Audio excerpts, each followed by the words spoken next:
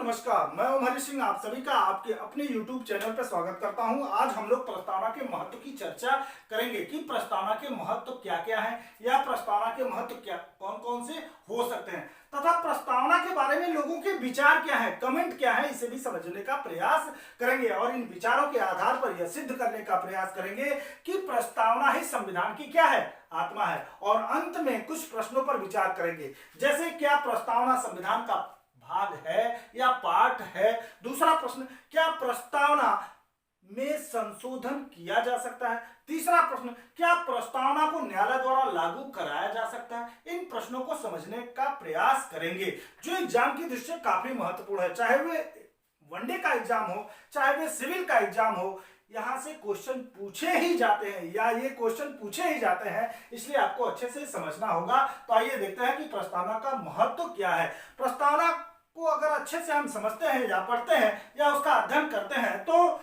कुछ महत्व निकल के आते हैं। पहला महत्व ये निकल के आता है कि प्रस्तावना संविधान के सार तत्व को बताता है। क्या सार तत्व को बताता है, सार तत्व को बताता है। कौन बताता है? प्रस्तावना ही। क्या प्रस्तावना ही संविधान के, पूरे संविधान के सार तत्व को बताता है, अर्थात सारांश को बताता है, जिस्ट को बताता है। अगर हम प्रस्तावना का अध्ययन कर लेते हैं तो प्रस्तावना के आधार पर ही हमें क्या मिलता है कि यह क्या है, संविधान के सार तत्व को बताता है, जिस्ट को बताता है, सारांश को बताता है। दूसरा महत्व यह निकल के आता है कि प्रस्तावना संविधान के दर्शन को प्रकट करता है। संविधान के क्या दर्शन को प्रकट करता है, संविधान के दर्शन को प्रकट करता है।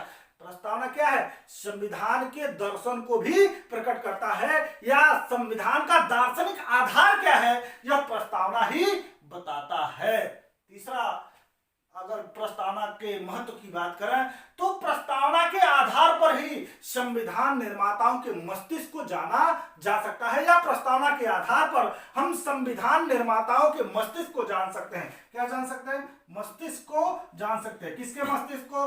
संविधान निर्माताओं के मस्तिष्क, अर्थात संविधान सभा में जो थे उनके मस्तिष्क को हम जान सकते हैं कि उनका क्या उद्देश्य था, संविधान बनाने का उद्देश्य क्या था। तो संविधान निर्माताओं के मस्तिष्क को जाना जा सकता है। किस आधार पर? प्रस्तावना के आधार पर या प्रस्तावना के माध्यम से। तीसरा महत्व यह है कि अगर संविधान में कुछ भ्रामक शब्द हैं या संदिग्ध शब्द हैं या संविधान के प्रावधान स्पष्ट नहीं है, क्लियर नहीं है, तो हम प्रस्तावना के माध्यम से इस संदिग्धता को, इस भ्रामकता को या जो प्रावधान अस्पष्ट है तो उसे हम प्रस्तावना के माध्यम से स्पष्ट कर सकते हैं, क्लियर कर सकते हैं। इसका मतलब यह है कि अगर कहीं भ्रामक शब्द है या संविधान के प्रावधान क्या है, अस्पष्ट है या भाषा संदिग्ध है संविधान के प्रावधानों में, तो हम प्रस्तावना के माध्यम से उस संदिग्धता को, उस भ्रामकता को हम दूर कर सकते हैं या जो अस्पष्ट है तो उसे हम क्लियर कर सकते हैं। अगला महत्व तो ये निकल के आता है कि अगर संविधान के विभिन्न प्रावधानों में, संविधान के क्या विभिन्न प्रावधानों में या विभिन्न अनुच्छेदों में क्या विवाद हो या अंतर विरोध हो, समझिएगा, अगर कुछ आर्टिकलों में, कुछ प्रावधानों में विवाद हो कि ये आर्टिकल माना जाए कि दूसरा आर्टिकल माना जाए, कि इस आर्टिकल की बात मानी जाए दूसरे आर्टिकल की बात मानी जाए, तो अगर इसमें अंतर विरोध हो या विवाद हो तो उस विवाद को या उस अंतर विरोध को प्रस्तावना के माध्यम से दूर किया जा सकता है। अगले महत्व की बात करें तो प्रस्तावना ही क्या राज्य के उद्देश्य को बताता है। किसके उद्देश्य को? राज्य के उद्देश्य को बताता है, राज्य के उद्देश्य को भी बताता है कि सरकार के क्या उद्देश्य होना चाहिए, राज्य के या देश के क्या उद्देश्य होना चाहिए, ये प्रस्तावना ही बताता है। और इस उद्देश्य को विभिन्न नागरिकों को प्रदान किया जाता है कि क्या क्या उद्देश्य है, ये भी प्रस्तावना ही बताता है। साथ साथ संविधान के उद्देश्य को भी बताता है। प्रस्तावना क्या संविधान के उद्देश्य को भी क्या बताता है, संविधान के उद्देश्य को बताता है। अर्थात कहें तो संविधान का उद्देश्य, ये भी एग्जाम में पूछा गया है, संविधान का उद्देश्य प्रस्तावना में ही निहित है। अर्थात संविधान का उद्देश्य क्या है, ये प्रस्तावना ही बताता है। अगला, अगर संविधान कहीं मौन है, संविधान ध्यान से समझिएगा, अगर संविधान कहीं मौन है तो उस मौन, अगर संविधान कहीं मौन है तो उसे प्रस्तावना के माध्यम से प्रकट किया जा सकता है। समझिए फिर, अगर संविधान के प्रावधानों में कुछ बातें नहीं लिखी गई हैं या स्पष्ट नहीं है, मौन है, कुछ भी नहीं बताता, तो उसे हम प्रस्तावना के माध्यम से उसे प्रकट कर सकते हैं। साथ साथ प्रकट कर सकते हैं, साथ साथ प्रस्तावना के माध्यम से हम यह जान सकते हैं कि संविधान को अधिनियमित कब किया गया था, इनएक्ट कब किया गया था। अर्थात प्रस्तावना इनएक्ट होने की, संविधान के इनएक्ट होने की तिथि बताता है। अर्थात प्रस्तावना संविधान को अधिनियमित होने की तिथि बताता है कि संविधान को अधिनियमित कब किया गया था। तो वो 26 नवंबर 1949 को संविधान को अधिनियमित किया गया। तो ये रहा प्रस्तावना का महत्व। एक लाइन में फिर समझिए, संविधान के सार तत्व को बताता है। क्या? प्रस्तावना संविधान के सार तत्व को बताता है, सारांश को बताता है, पूछा गया है, समझिएगा।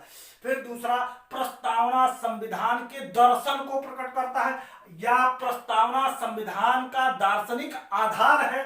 तीसरा, प्रस्तावना के माध्यम से हम संविधान निर्माताओं के मस्तिष्क को जान सकते हैं कि उनके मस्तिष्क में क्या था। चौथा, संविधान में अगर कुछ भ्रामक शब्द हैं, संदिग्ध शब्द हैं या भाषा अस्पष्ट है तो उसे प्रस्तावना के माध्यम से दूर किया जा सकता है। तीसरा, अगर विभिन्न प्रावधानों में 21 और 19 में विवाद हो, विभिन्न प्रावधानों में, विभिन्न आर्टिकलों में विवाद हो, तो उस विवाद को या उस अंतर विरोध को प्रस्तावना के माध्यम से दूर किया जा सकता है। प्रस्तावना राज्य के उद्देश्य को भी बताता है, प्रस्तावना संविधान के उद्देश्य को भी बताता है। यह क्वेश्चन पूछा गया है एग्जाम में कि प्रस्तावना ही संविधान के उद्देश्य को बताता है या संविधान का उद्देश्य किसमें निहित है? प्रस्तावना में ही निहित है। अगर संविधान में कहीं मौन है या संविधान कुछ बातों पर, कुछ विषय वस्तु पर मौन है तो उसे प्रस्तावना के माध्यम से प्रकट किया जा सकता है। साथ साथ प्रस्तावना संविधान के इनएक्ट होने की, अधिनियमित होने की तिथि भी बताता है। तो ये रहा प्रस्तावना का महत्व। आइए देखते हैं कि प्रस्तावना के बारे में लोगों के विचार क्या है। प्रस्तावना के महत्व को बताते हुए सुभाष कश्यप ने कहा कि संविधान अगर शरीर है, संविधान अगर क्या शरीर है, संविधान क्या है? शरीर है, तो प्रस्तावना उसकी क्या है? आत्मा है। संविधान अगर शरीर है, किसने कहा? सुभाष कश्यप ने प्रस्तावना के महत्व की चर्चा करते हुए कहा कि संविधान को अगर आप शरीर मानते हैं तो प्रस्तावना उसकी क्या है? आत्मा है। अगर ये शरीर है तो ये क्या है? प्रस्तावना उसकी क्या है? आत्मा है। आगे उन्होंने कहा कि अगर प्रस्तावना आधारशिला है, आधारशिला है, प्रस्तावना अगर आधारशिला है तो संविधान उस पर खड़ी क्या है? महल है। संविधान उस पर खड़ी क्या है? महल है। तो ध्यान रखिएगा, कमेंट पूछा जा सकता है। सुभाष कश्यप ने कहा कि संविधान अगर शरीर है तो प्रस्तावना उसकी क्या है? आत्मा है। अगर प्रस्तावना आधारशिला है तो संविधान उस पर खड़ी क्या है? महल है। पंडित भार्गव ने कहा कि प्रस्तावना संविधान का सबसे कीमती अंग है, सबसे कीमती अंग है। समझिएगा, प्रस्तावना संविधान का सबसे कीमती अंग है। या इन्होंने आगे कहा कि प्रस्तावना संविधान का सबसे सम्मानित भाग है। सम्मानित भाग है, ये पूछा गया, ध्यान में रखिएगा। सबसे कीमती अंग है, किसने कहा? पंडित भार्गव ने इसके महत्व को समझाते हुए कहा कि प्रस्तावना संविधान का सबसे कीमती अंग है या प्रस्तावना संविधान का सबसे सम्मानित पाठ है। दोनों शब्द याद रखिएगा, किसने कहा? पंडित भार्गव ने कहा। जस्टिस पीएन भगवती ने कहा कि प्रस्तावना संविधान की आत्मा, प्रस्तावना संविधान की आत्मा वो मेरुदंड है मेरुदंड है, मेरुदंड है। दो शब्द उन्होंने जोड़ा कि पीएन भगवती ने कहा कि प्रस्तावना संविधान की क्या है, आत्मा है, या वह मेरुदंड है। संविधान की आत्मा और क्या है, मेरुदंड है। किसने कहा, पीएन भगवती ने कहा। के.एम. मुंशी ने कहा, संविधान सभा प्रारूप समिति में सदस्य भी थे। के.एम. मुंशी ने कहा कि प्रस्तावना हमारे संप्रभु प्रजातांत्रिक गणतंत्र की जन्म कुंडली है। क्या है, जन्म कुंडली है, जन्म कुंडली है, या जन्म पत्री है, या भविष्य फल है। ध्यान रखिएगा, 3 शब्द हैं, तीनों पूछे गए हैं, एग्जाम में आया ही है। के.एम. मुंशी ने कहा कि प्रस्तावना हमारे संप्रभु प्रजातांत्रिक, संप्रभु मतलब क्या, संप्रभु मतलब बात हो चुकी है, हमारे संप्रभु प्रजातांत्रिक से मतलब लोकतंत्र से, हमारे संप्रभु प्रजातांत्रिक गणतंत्र की क्या है, जन्म कुंडली है। याद रखिए शब्द, जन्म कुंडली है, या जन्म पत्री है, या भविष्य फल है। एग्जाम में पूछा गया है, याद रखिएगा। के.एम. मुंशी ने कहा कि प्रस्तावना हमारे संप्रभु प्रजातांत्रिक गणतंत्र की जन्म कुंडली है, जन्म पत्री है, या भविष्य फल है। सर अल्लादी कृष्णा स्वामी अय्यर ने कहा कि प्रस्तावना हमारे सपनों,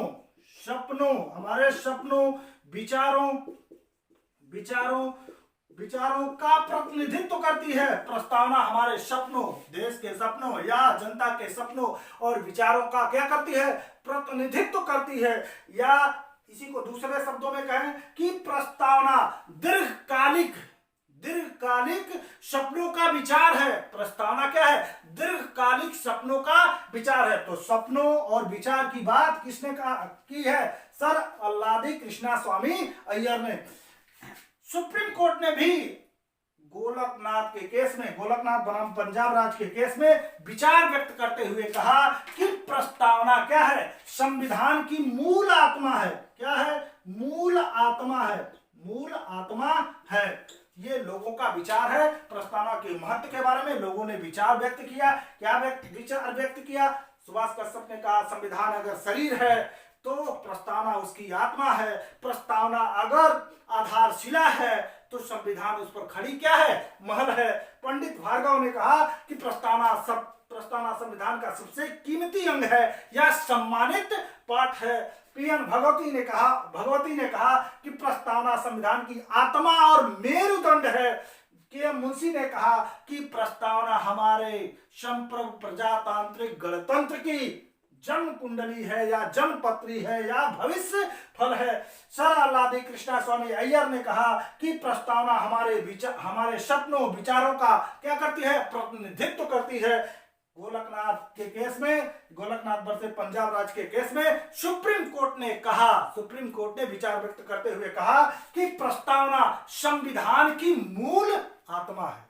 ये सब बातें यह प्रमाणित करती है कि प्रस्तावना ही संविधान की क्या है, आत्मा है। तो नोट पॉइंट में आप कर सकते हैं कि प्रस्तावना क्या है, प्रस्तावना संविधान की क्या है, संविधान की आत्मा है। प्रस्तावना क्या है, संविधान की क्या है, आत्मा है। ध्यान रखिएगा, कई बार एग्जाम में पूछा गया है कि प्रस्तावना संविधान की आत्मा है या नहीं है, तो प्रस्तावना ही क्या है, संविधान की आत्मा है। सिद्धांत यह कहता है कि प्रस्तावना ही क्या है, संविधान की आत्मा है। लेकिन अंबेडकर जी का विचार है कि आर्टिकल 32, कौन सा, आर्टिकल 32 संविधान की आत्मा है। उनका यह व्यक्तिगत विचार है, ध्यान रखिएगा।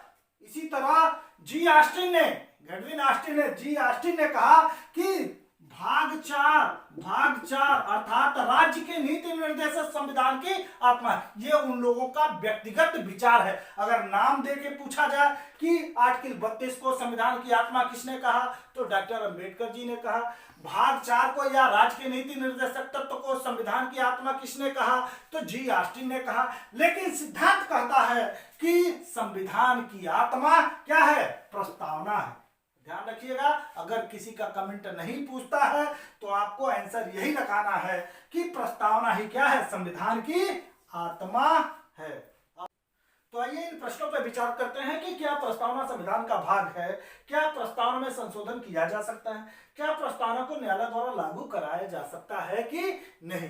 तो पहले प्रश्न को पहले देखते हैं कि क्या प्रस्तावना संविधान का भाग है या पार्ट है।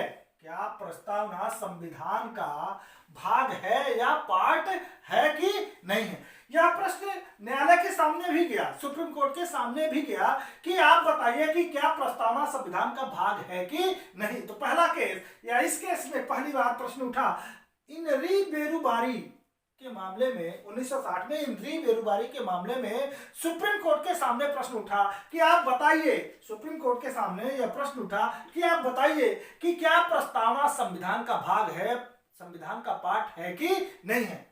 सुप्रीम कोर्ट ने परंपरागत दृष्टिकोण अपनाते हुए, सुप्रीम कोर्ट ने परंपरागत दृष्टिकोण अपनाते हुए कहा कि प्रस्तावना संविधान का भाग नहीं है।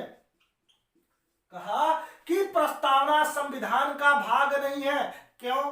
क्योंकि अगर प्रस्तावना को अगर हम हटा देते हैं, सुप्रीम कोर्ट ने कहा कि अगर हम प्रस्तावना को हटा देते हैं तो संविधान के कानूनी पवित्रता पर कोई प्रभाव नहीं पड़ता। समझिएगा बात।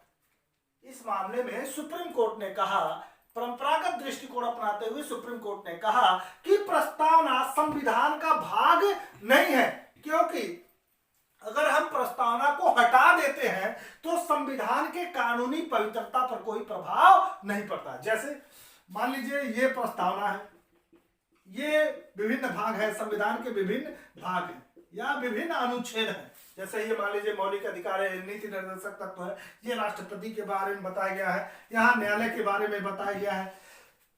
तो सुप्रीम कोर्ट का कहना था कि अगर हम प्रस्तावना को, ये प्रस्तावना है मान लीजिए, अगर हम प्रस्तावना को हटा देते हैं तो संविधान के, पूरे संविधान पर कोई प्रभाव पड़ने वाला नहीं है, पूरे संविधान पर कोई कानूनी प्रभाव नहीं पड़ेगा। इसलिए सुप्रीम कोर्ट ने कहा कि प्रस्तावना संविधान का भाग नहीं है।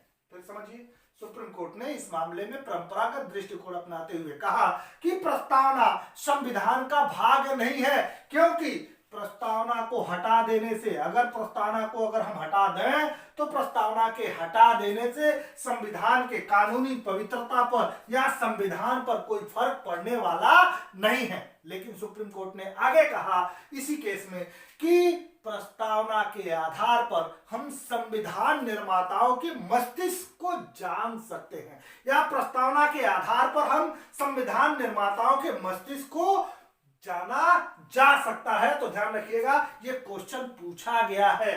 तो प्रारंभ में सुप्रीम कोर्ट ने क्या कहा कि प्रस्तावना संविधान का भाग नहीं है। दूसरा केस आया केशवानंद भारती बनाम केरल राज्य 1973 में। केशवानंद भारती बनाम केरल राज्य कई बार पूछा गया है। इस केस में भी सुप्रीम कोर्ट के सामने यह प्रश्न उठा कि क्या प्रस्तावना संविधान का भाग है या नहीं है। सुप्रीम कोर्ट ने यहां व्यापक, परंपरागत दृष्टिकोण नहीं, व्यापक दृष्टिकोण अपनाते हुए कहा कि प्रस्तावना संविधान का भाग है। प्रस्तावना क्या है, यहाँ कहा नहीं है, तो यहाँ सुप्रीम कोर्ट खुद बदल गया और कहा कि प्रस्तावना संविधान का भाग है। यह उन्होंने कहा कि प्रस्तावना संविधान का भाग है और यह अति महत्वपूर्ण पाठ है। प्रस्तावना संविधान का अति महत्वपूर्ण पाठ है, संविधान का भाग है। क्यों सुप्रीम कोर्ट ने ऐसा कहा? सुप्रीम कोर्ट ने कहा कि इसका कारण यह है कि जिस तरह संविधान के विभिन्न भागों को, संविधान में कितने भाग हैं? 22 भाग हैं। जिस तरह संविधान के विभिन्न भागों को संविधान सभा ने बनाया था, उसी तरह प्रस्तावना को भी संविधान सभा ने ही बनाया था। अर्थात जिस तरह संविधान के विभिन्न प्रावधानों को, विभिन्न भागों को, विभिन्न पार्टों को संविधान सभा ने बनाया था, उसी तरह प्रस्तावना को भी, संविधान के प्रस्तावना को भी संविधान सभा ने ही बनाया है। और इस संविधान की प्रस्तावना में महान विचारों को रखा गया है।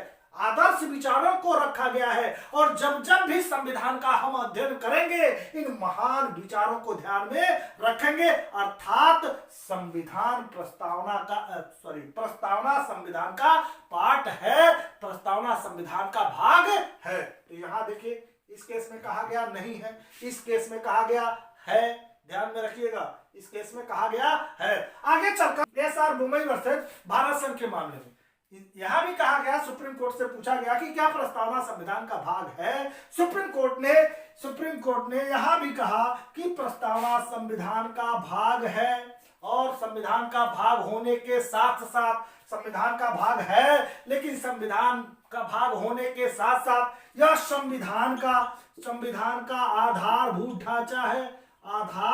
आधारभूत क्या है? ढांचा है, आधारभूत ढांचा है। और जब आधारभूत ढांचा है, संविधान का आधारभूत ढांचा है, तो इस प्रस्तावना को कभी समाप्त नहीं किया जा सकता। तो ध्यान रखिए, तीन बातें निकल के आ रही हैं तीन केस में। पहला प्रश्न ये था कि क्या प्रस्तावना संविधान का भाग है, तो इन बेरुबारी के मामले में सुप्रीम कोर्ट ने परंपरागत दृष्टिकोण अपनाते हुए कहा कि प्रस्तावना संविधान का भाग नहीं है। तो प्रारंभ में क्या था? प्रस्तावना संविधान का भाग नहीं है, लेकिन सुप्रीम कोर्ट ने कहा कि क्यों नहीं है, क्योंकि अगर प्रस्तावना को हटा देते हैं तो संविधान के कानूनी पवित्रता पर कोई प्रभाव नहीं पड़ता। लेकिन सुप्रीम कोर्ट ने आगे इसी में कह दिया कि प्रस्तावना ही संविधान निर्माताओं के मस्तिष्क को जानने की क्या है? कुंजी है। तो ये पूछा गया है, कुंजी है क्या? कुंजी है। किस केस में कहा गया कि सुप्रीम कोर्ट ने कहा कि प्रस्तावना के आधार पर ही संविधान निर्माताओं के मस्तिष्क को जाना जा सकता है। दूसरा, केशवानंद भारती के मामले में सुप्रीम कोर्ट ने अपने ही विचारों को बदल दिया, अपने ही निर्णय को पलट दिया और कहा कि नहीं, प्रस्तावना संविधान का भाग है। जिस तरह संविधान के विभिन्न पार्टों को संविधान सभा ने बनाया, उसी तरह प्रस्तावना को भी संविधान सभा ने ही बनाया है। और इस प्रस्तावना में महान विचारों, आदर्शों को रखा गया है। और जब भी संविधान का अध्ययन किया जाएगा, इन आदर्शों को, इन विचारों को ध्यान में रखा जाएगा। इसलिए प्रस्तावना क्या है? संविधान का भाग है। तो पहली बार केशवानंद भारती के मामले में कहा गया कि प्रस्तावना संविधान का भाग है। एसआर बोमई में 1994 में सुप्रीम कोर्ट ने कहा कि प्रस्तावना संविधान का भाग है, साथ साथ यह संविधान का आधारभूत ढांचा भी है। और जो चीजें आधारभूत ढांचे में आ जाती हैं, उसे समाप्त नहीं किया जा सकता। तो इसके तीन आंसर है, ध्यान में रखिएगा। वर्तमान नोट पॉइंट कर सकते हैं। वर्तमान में अगर बात करें तो प्रस्तावना संविधान का भाग है। वर्तमान में आंसर क्या है? प्रस्तावना संविधान का भाग है और संविधान का ये आधारभूत ढांचा भी है। तीनों क्वेश्चन पूछा जा चुका है। किसमें कहा गया नहीं है? तो इन री बेरुबारी में। किसमें कहा गया कि संविधान निर्माताओं के मस्तिष्क को जानने की कुंजी है? तो इन री बेरुबारी में। किसमें कहा पहली बार, किसमें कहा गया कि प्रस्तावना संविधान का भाग है? तो केशवानंद भारती में।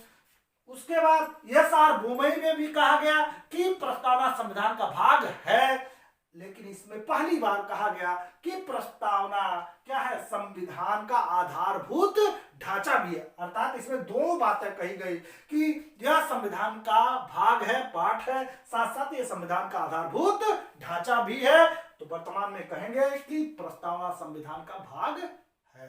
तो इसका आंसर हुआ है। किसका आंसर? इसका आंसर हुआ है। अगला क्वेश्चन आते हैं। दूसरा क्वेश्चन है, क्या प्रस्तावना में संशोधन किया जा सकता है? क्या प्रस्तावना में संशोधन किया जा सकता है? दूसरा प्रश्न है, क्या प्रस्तावना में संशोधन किया जा सकता है? तो इसका आंसर है हाँ। प्रस्तावना में क्या? हाँ, इसका आंसर है हाँ, प्रस्तावना में संशोधन किया जा सकता है। जिस तरह संविधान के विभिन्न भागों में, विभिन्न अनुच्छेदों में संशोधन किया जाता है, उसी तरह प्रस्तावना में भी संशोधन किया जा सकता है। ये प्रस्तावना है, इसमें संशोधन किया जा सकता है। और आज तक प्रस्तावना में एक बार संशोधन हुआ है। फिर समझिए, क्या प्रश्न समझिएगा, क्या प्रस्तावना में संशोधन किया जा सकता है? तो इसका आंसर है हाँ, प्रस्तावना में संशोधन किया जा सकता है। जिस तरह संविधान के विभिन्न पार्टों में, विभिन्न अनुच्छेदों में, विभिन्न प्रावधानों में संशोधन किया जा सकता है, उसी तरह प्रस्तावना में भी संशोधन किया जा सकता है। और आज तक एक बार प्रस्तावना में, कितनी बार? एक बार प्रस्तावना में संशोधन किया गया है। कब? 42वें संविधान संशोधन 1976 में। 42वें संविधान संशोधन के माध्यम से 1976 में एक बार प्रस्तावना में संशोधन किया गया है। और इस संशोधन के माध्यम से प्रस्तावना के पहले पैरा में, प्रस्तावना के पहले भी बात हो चुकी है, संविधान के प्रस्तावना के पहले पैरा में समाजवाद, समाजवाद और क्या, पंथ निरपेक्षता शब्द जोड़ा गया। और छठे पैरा में और अखंडता शब्द जोड़ा गया। तो प्रस्तावना में कितनी बार आज तक संशोधन किया गया? एक बार। कई बार क्वेश्चन पूछा गया है कब किया गया, तो 42वें संविधान संशोधन के माध्यम से कब किया गया? 1976 में किया गया। किसकी सरकार द्वारा किया गया था? इंदिरा गांधी की सरकार द्वारा किया गया था। वो दौर कैसा था? आपातकाल का दौर था। तो विभिन्न क्वेश्चन इस पे बन सकते हैं। तो प्रस्तावना, क्या प्रस्तावना में संशोधन किया जा सकता है? तो हाँ, प्रस्तावना में संशोधन किया जा सकता है। अगला प्रश्न है, क्या प्रस्तावना को न्यायालय द्वारा लागू कराया जा सकता है? क्या प्रस्तावना को न्यायालय द्वारा, अगला प्रश्न है कि क्या प्रस्तावना को न्यायालय द्वारा लागू कराया जा सकता है? तो इसका आंसर है नहीं। प्रस्तावना को, इसका आंसर है क्या? इसका आंसर है नहीं। प्रस्तावना को न्यायालय द्वारा लागू नहीं कराया जा सकता।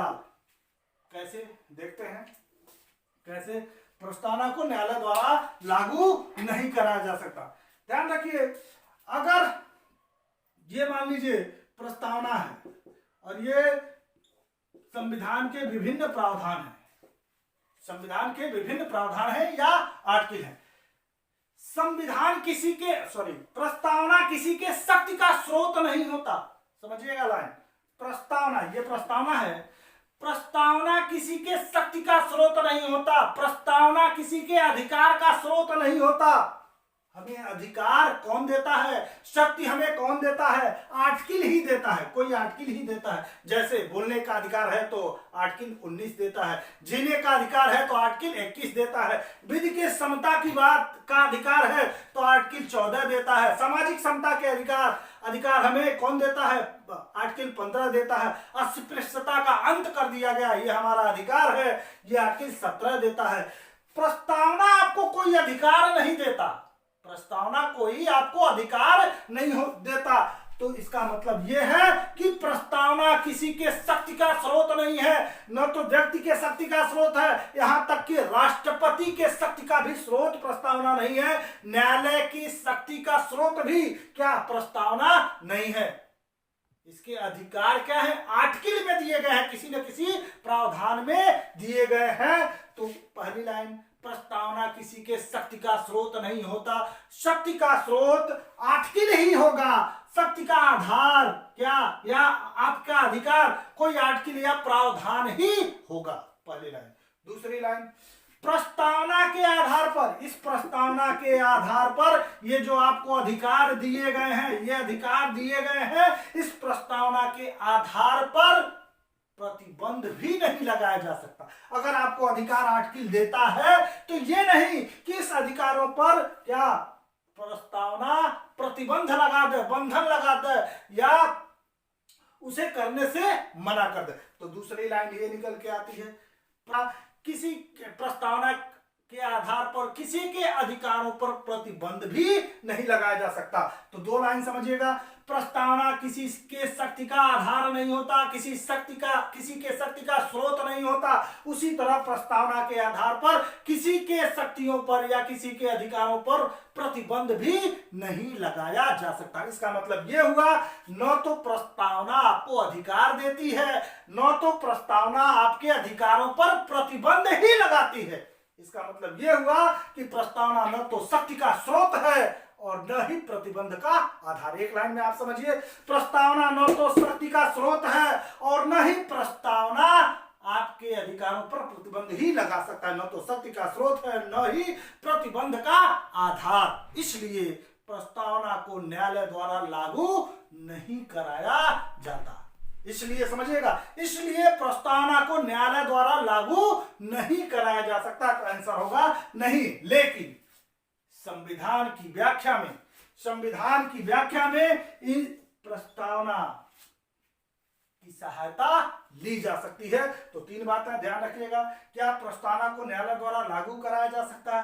तो साफ साफ नहीं, क्योंकि प्रस्तावना किसी के शक्ति का स्रोत नहीं होता। शक्ति का स्रोत कोई ना कोई आर्टिकल होगा, कोई ना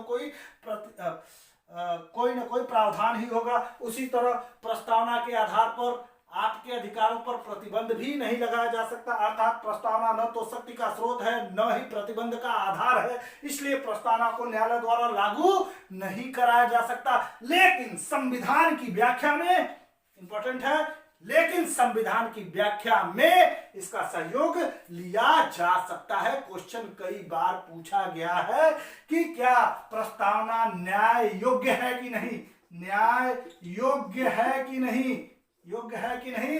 तो प्रस्तावना न्याय योग्य नहीं है। न्याय योग्य से मतलब है न्यायालय द्वारा लागू कराया जा सकता है कि नहीं। तो प्रस्तावना को न्यायालय द्वारा लागू नहीं कराया जा सकता, लेकिन संविधान की व्याख्या में प्रस्तावना की सहायता ली जा सकती है। तो ये क्वेश्चन थे 3। क्या प्रस्तावना संविधान का भाग है? हाँ है। पहले वाले केस में था नहीं, लेकिन बाद में है। क्या प्रस्तावना में संशोधन किया जा सकता है? हाँ, किया जा सकता है। क्या प्रस्तावना को न्यायालय द्वारा लागू कराया जा सकता है? नहीं, प्रस्तावना को न्यायालय द्वारा लागू नहीं कराया जा सकता। ये रहा प्रस्तावना से संबंधित कुछ प्रश्न। दोस्तों, ये रहा प्रस्तावना का महत्व, प्रस्तावना के बारे में लोगों के विचार और प्रस्तावना से संबंधित कुछ प्रश्न। ये प्रस्तावना का अंतिम लेक्चर था। अभी तक 8 लेक्चर हो चुके हैं या 8 टॉपिक पे हम चर्चा कर चुके हैं।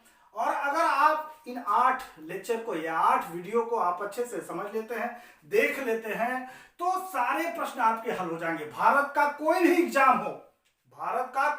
एग्जाम हो, जितना आपको बताया गया है इस 8 लेक्चर में, जितना भी बताया गया है, यहीं से क्वेश्चन पूछा जाएगा। इससे बाहर कोई क्वेश्चन नहीं पूछा जाएगा। अगर आप इससे समझ लेते हैं, अच्छे से पढ़ लेते हैं, तो आप एग्जाम में आने वाले इस टॉपिक से किसी भी तरह का क्वेश्चन हो आप हल कर लेंगे, ये मैं गारंटी देता हूं।